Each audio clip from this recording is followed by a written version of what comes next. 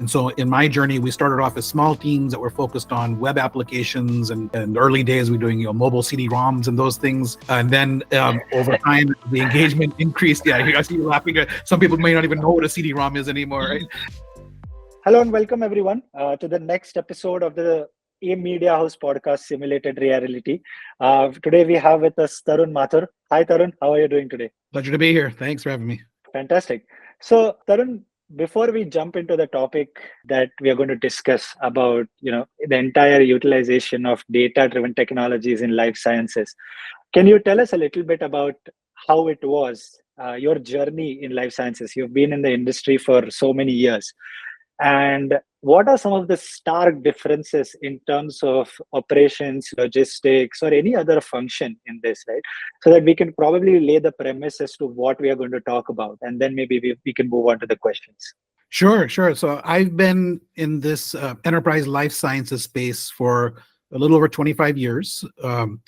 And I began actually from a background focused on e-learning. Actually, that was my main area of interest, was how can we do a more effective job of teaching over the wire, if you will, right? And this was back in the 90s.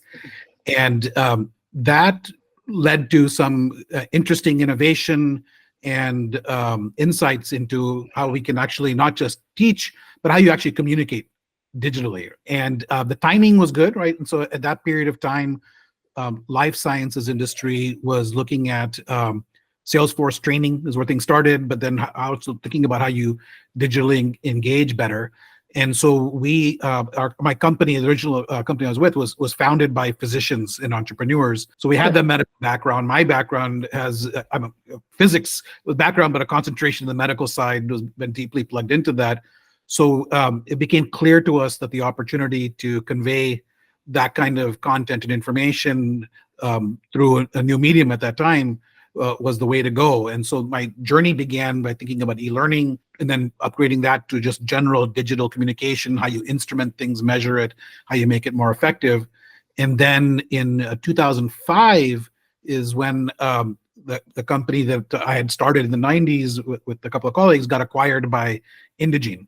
And so there we saw the opportunity to really leverage technology in a differentiated way. And we positioned ourselves from day one. We always positioned ourselves at that intersection of domain expertise and technologies. We had lots of physicians and other medical and business experts coupled with technologists. And so we wanted to just keep investing in that intersection. And so in my journey, we started off as small teams that were focused on web applications and early days we were doing mobile CD-ROMs and those things. And then over time, the engagement increased. Yeah, I see you laughing. Some people may not even know what a CD-ROM is anymore, right?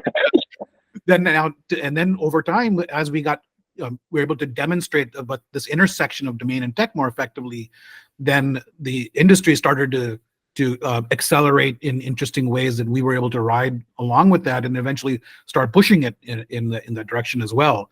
And so what we went from our just engineering teams working with domain experts to then more cross-functional teams. And then I basically started off, with team size of 10 up to, the hundreds of people there's in the engineering group. And now Indegene is, roughly 5,000 plus employees, right? So it's a very different company, but the journey was very interesting. It was always with the lens of life sciences, exclusively focused on that. What are the trend lines? How do we exploit that intersection of domain and tech better to get better outcomes for patients or caregivers, and of course for the business stakeholders as well? So very interesting journey. The role has certainly changed. My title has always been the same, Chief Technology Officer, but the role within the organization certainly has evolved to keep pace with these tech inflection points and the changing industry needs. Yeah, I think this will be a very interesting conversation, because you have been right at the center of technology and life sciences. And, over a period of time in the last 25 to 30 years, the last 3 years especially, have been definitive in terms of definitive in terms of technology having its impact on different sectors, right? So, for example, retail had its own kind of revolution. BFSI had its own. BFSI was digitized in a lot of ways, because the transactions happened online. But retail, especially, or manufacturing, And while technologies were adopted in similar manner, the applications or how they were adopted was very different, right? Can you help us kind of you know walk us through that journey of 25 years in terms of how digital technologies evolved, in specifically in terms of life sciences, which functions they impacted the most, and what are some of its implications on your role as well as some of the people who are working on the consumer side of things? Yeah, no, that's actually very fascinating. And most of us who have some familiarity with enterprise life sciences will probably would acknowledge that the industry tends to be a little bit laggard on the technology, right? Where while something new comes out, the pace of adoption and its impact on the industry tends to trail some other industries, right? And I think that's rightfully so, just given the nature of healthcare and the risks involved and just how those functions work. It's good to be careful and measured. But we have seen this disruption. So I remember the inflection to cloud computing, right? So that took a little bit of time for pharma to really embrace it, but then they go all in. That impacted the value chain, the entire drug life cycle, right? Across the board was impacted by it. Then we moved up to big data, right? Big data analytics. All of a sudden you see a huge impact. Part of it was on the R&D side, but there was a huge impact on the commercial end of things, because now they're starting to, at the same time, starting to rethink how we digitally engage with physicians and patients, and you're dealing with the broader ecosystem of channels and data sources and questions about personalization, those things. And so you needed to start looking at and embracing this big data, and that infrastructure came in. Then we saw the acceleration of machine learning fall into this space. So here, again, all elements of the drug life cycle are impacted of it. We at our organization certainly saw the major impact on the commercial side, because the pressures on there were ones that machine learning had a clear and very visible and tangible ROI for adopting it. But we also see its impact on like MedInfo, right? Search and retrieval against unstructured documents, natural language processing impacted there. And in the early stage R&D through clinical trials, prediction algorithms trying to predict if patients are going to fall off protocol or not.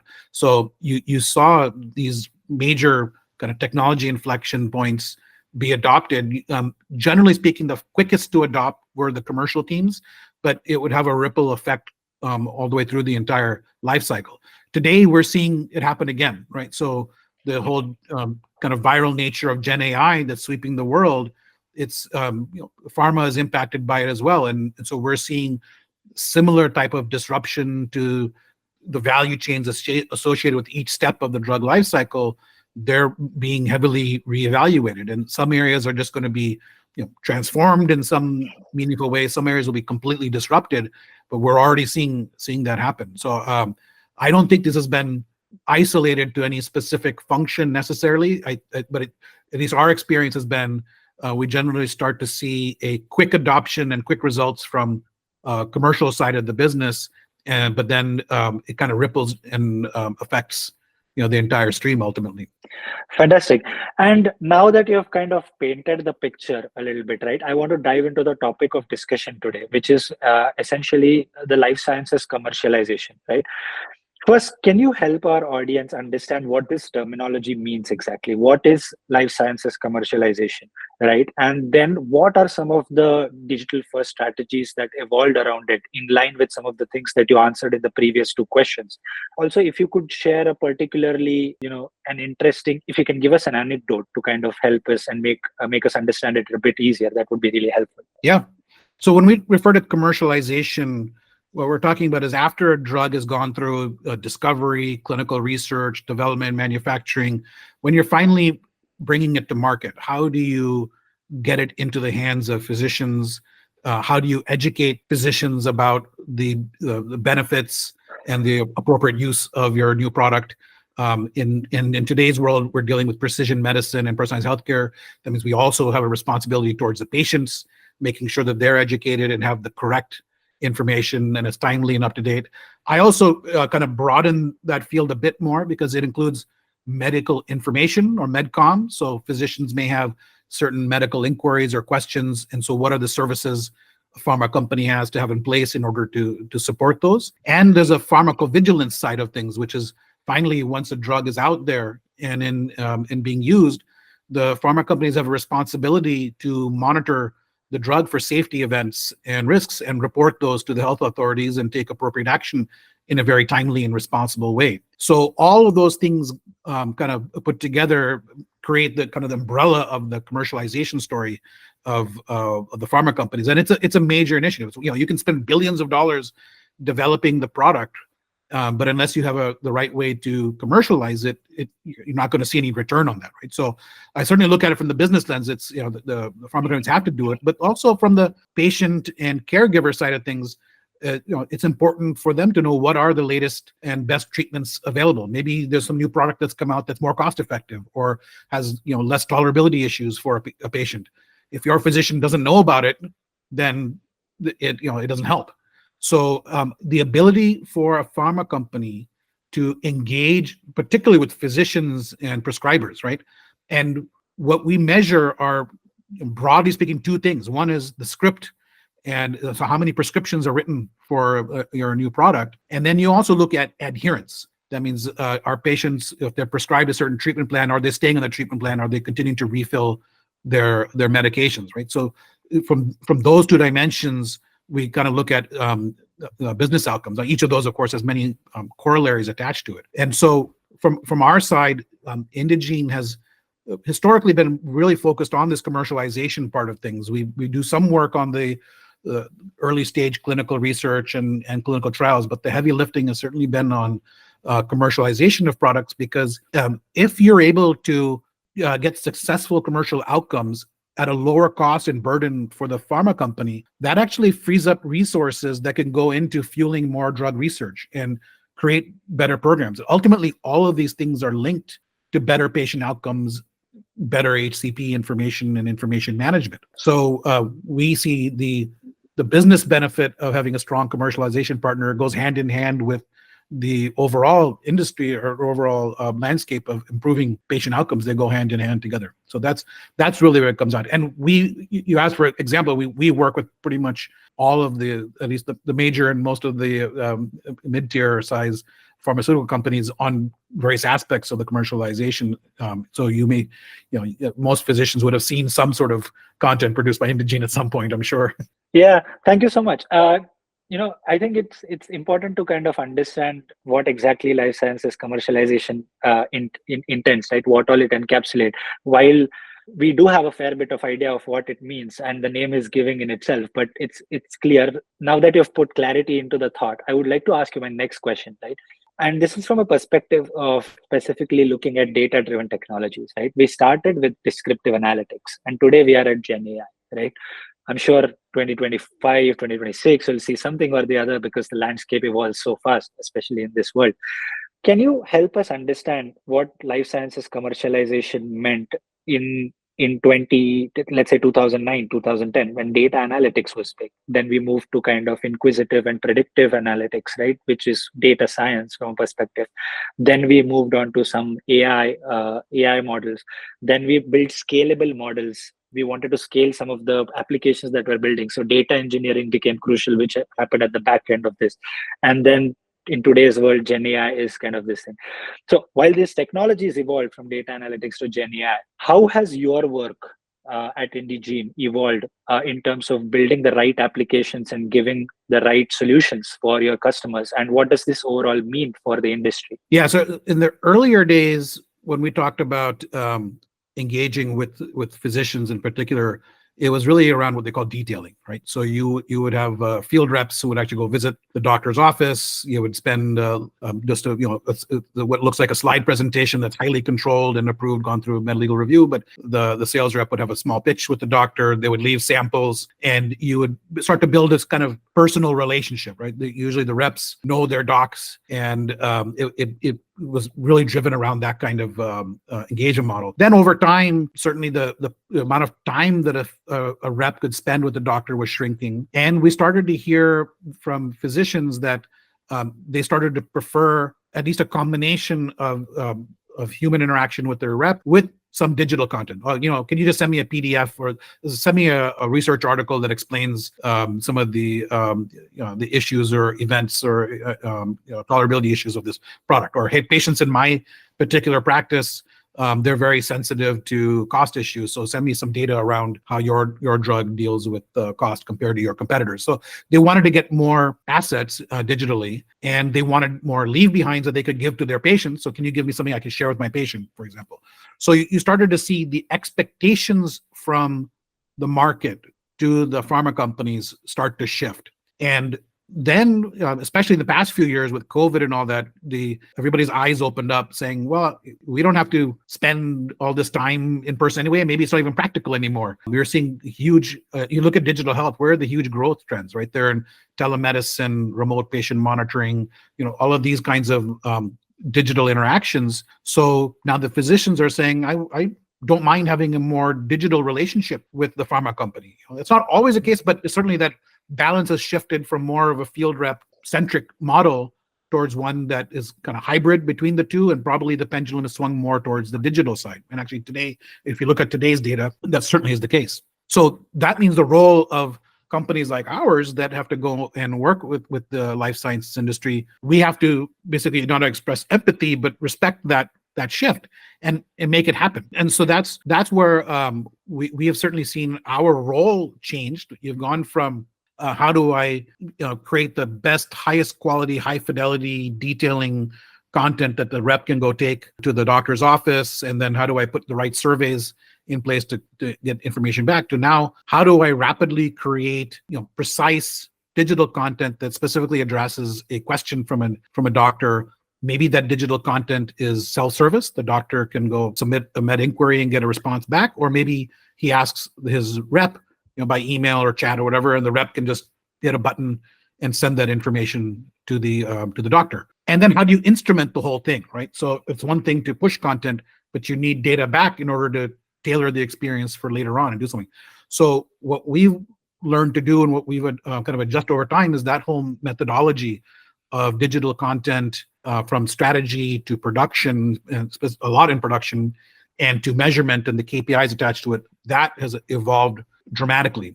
And in the past number of years, our industry has been adopting something called a modular content approach. You have, because you go through a big investment, a lot of work to build the primary digital assets that get delivered to a doctor, right? It's not just some brand manager drafting up some notes. It goes through a very rigorous, drawn out process of creating the right content through all the medical reviews, legal reviews, and then you have to think about the different demographics and targets where you're sending that content. So agencies create these assets, and now what you want to do is repurpose those assets in some way. That means break down those assets into reusable modules and reassemble them, right? Following all the rules and compliance. So the technology to make that happen, the business processes to make that happen, the entire value chain from engagement strategy through engagement delivery has been basically transformed and disrupted in many ways. So we've been basically helping to design that framework, and that's where we've seen our changes happen with the pharma companies. Yeah, so what I'm seeing is essentially a series of factors coming together, right? It was not possible to kind of perform the data analysis or build some of the applications that you are currently building unless some factors about digitization came together. Similar is the case with Gen AI as well, right? Today, when we see Gen AI coming together, large language models or natural language processing as a technology existed before as well. Today, Gen AI is coming together because there's a multitude of factors coming together, including computation power, etc. Right? What are some of the factors that came together for life sciences that enabled these technologies? At the same time, what are some of the factors that are still limiting what life sciences can potentially achieve, especially when it comes to leveraging, digitized data for data-driven technologies? And I want to ask this from a very specific for life sciences perspective. What are some of these things that you've observed? Yeah, well, Gen AI is certainly a major kind of inflection point in our space, and there's a number of reasons why this is the case. So it's here you're talking about like you said, it's been around previously. Certainly, the algorithms are known, and you're absolutely right that now the computing power and the access to them have become democratized. And also previously, while the algorithms and models were in place, the pre-trained models weren't really in place. So we're talking about large language models specifically. And then you look at what, GPT-4, the upcoming GPT-5, you look at, there's a whole slew of these big models now, that the access to that compute power, the large pre-trained models, and an understanding of what it means for industry is kind of much more clear today. So in life sciences in particular, if you look at any one of the business functions, right, and we're talking about commercials, we can look at commercial content production and campaign management. So within there, you have a value chain that has a lot of decision making in there. There's complexity due to the nature of regulated content. There's validation of claims. Are those actually validated from the database and from the literature? All those things are manually intensive processes. And meanwhile, you have pressures to drive down timeline, drive down costs. So where do you make the trade-off? So that we talked about earlier about the intersection of domain and tech.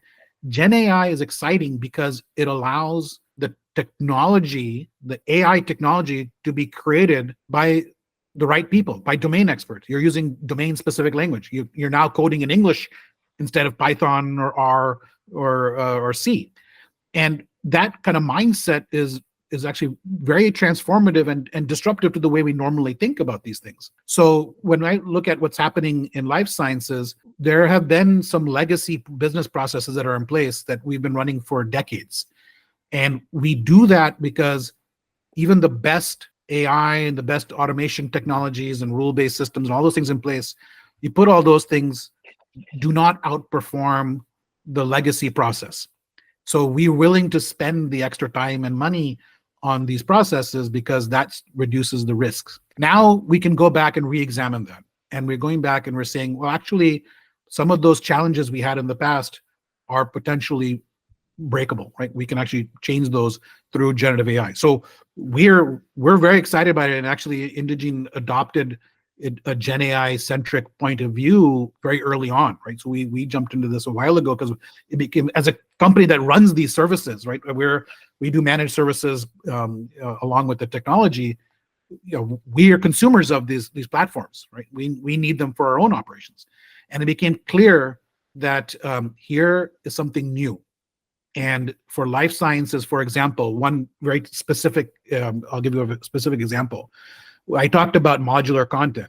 When you have details, or let's say even this a pharma created emailer, right? That has image or charts, it has text, it has the safety prescribing info. There's elements of that that are well known from the structure, highly controlled content. Now we talked about repurposing it. The ability to use AI to dissect and break that down and tag it and bring it in for repurposing through Gen AI far exceeds anything that was there before. So that's one kind of very specific example that makes a difference in the value chain. But in our case, the data ecosystem was already there. Pharma had already started investing in these big data analytics, data warehousing. Those elements were there. Now the Gen AI is opening up new opportunities and is causing us to re-examine the entire cycle. I'm thinking that's what you were asking about, but correct me if I'm not on the right direction. I think that is essentially what I was asking. But one of the things that probably I would like to ask again is, what are some of the challenges today? Like, I know that there is a lot of factors are coming together in terms of building these data-driven technologies to a point where a lot, the potential seems endless. But what are some of the challenges today that kind of need a barrier to, reach the next phase and serve your clients better? Yeah, so I'll talk about what we've seen, especially in the past, close to a year, when it's basically the challenges that are coming from the Gen AI kind of transformation. Yeah. So certainly, it's no secret across all industries we hear issues about biases and hallucination and those things. So in pharma and life sciences in particular, the risks associated with incorrect data, incorrect facts, that is certainly very high. So how do you mitigate those risks? That is a big question mark. And there are strategies for it, but the strategies for dealing with it, then you have to look at, well, if I implement all these mitigation strategies, am I still getting ROI out of it, right?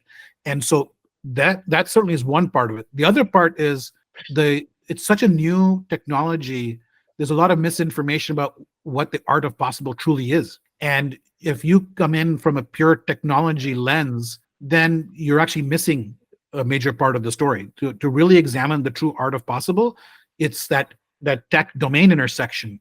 So if you don't have a organizational structure or working model that's able to capitalize on that intersection, you're not going to see the results, right? Or you're not going to be able to truly evaluate art of possible from what's real for life sciences versus what's hype, right? There are people who have a lot of assumptions about what this AI can do, which may not hold, may not be true today, right? I'm not saying what'll happen. Who knows what'll be tomorrow's model. And so being able to identify use cases, qualify the use cases for the domain, right? That is a big hurdle, right, for some companies to adopt. And I will add that we're seeing the companies have recognized this, right? So if you look at a lot of the major organizations, they've done restructuring. They've brought in chief digital officers, or in some cases, chief digital technology officers. They've put in place SWAT teams to kind of examine these cases. So they're aware of this problem, but there's still a long pathway to go before that becomes something that's scalable into real world production. And so that certainly is a big one, right? So we've been on one of our responsibilities in this space is to actually go through that education and work with the industry to kind of bridge that gap between separating the hype and the fiction from what real life sciences possibilities are. Yeah, and that is from a technology perspective. And I want to ask you a slightly difficult question, right? Life sciences commercialization, while it entails, right, responsibility and understanding the market in a way where you take feedback and analyze data so that you can disseminate drugs or other medical facilities responsibly. But at the same time, it's also crucial for pharma companies to make money. They are businesses in the end, right?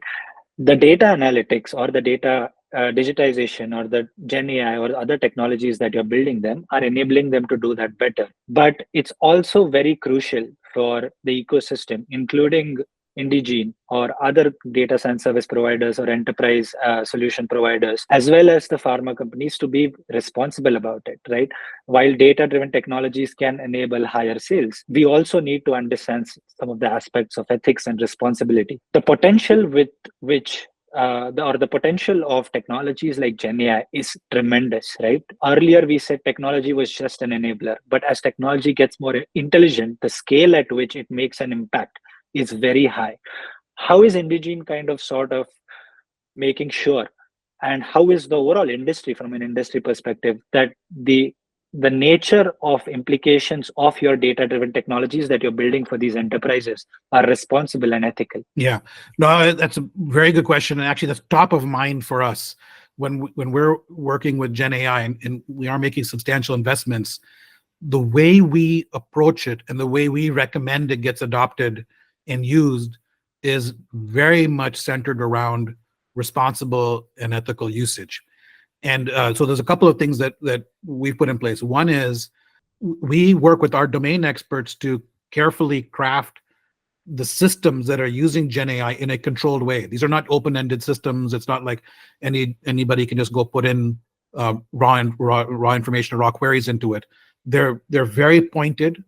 They're very much focused on tasks, not on jobs, right? And that's another very key point, that Gen AI is, in our point of view today, the state-of-the-art technology is suitable for tasks, maybe even some complex tasks, but it certainly can't replace a job yet, because that encompasses parameters, not only what you described, but many other elements to actually get the final outcome. So we've put in place a structure and a testing methodology for how Gen AI is used. And when it's deployed, like I said, it's task-centric. There's a process re-engineering attached to Gen AI adoption. So like on commercial side, or actually any of the functions, if you look at the processes that are there, we re-engineer those where we bring in Gen AI at just those points where it makes sense and we can qualify it. We can measure it, we can control it, and we see some output from it. Almost always these systems involve human-in-the-loop type mechanisms. So whether it's a reinforcement learning through human feedback, or whether it's just a flow that goes through human curation and review, that is certainly there. So that's one end of it. The other end of it, which you were mentioning earlier, is the data infrastructure itself. So the quality of results we get from Gen AI is highly dependent on the quality of data made available to it. And certainly there are mechanisms like retrieval augmentation and other types of approaches towards improving the reliability and accuracy of your Gen AI. But all of that assumes that your data, your sources of truth, are well curated, validated, controlled, and trustworthy. And so having the right mechanisms and the infrastructure in order to manage your sources of truth that feed your Gen AI systems, that's a big contributor towards getting to what you're asking about, is making sure I get valid and trustworthy outcomes from this. So certainly those elements are there, but we're also very, very careful today. We're using Gen AI in specific areas where we can actually qualify, attach numbers, observability, all those elements to saying, I'm using Gen AI to solve this task.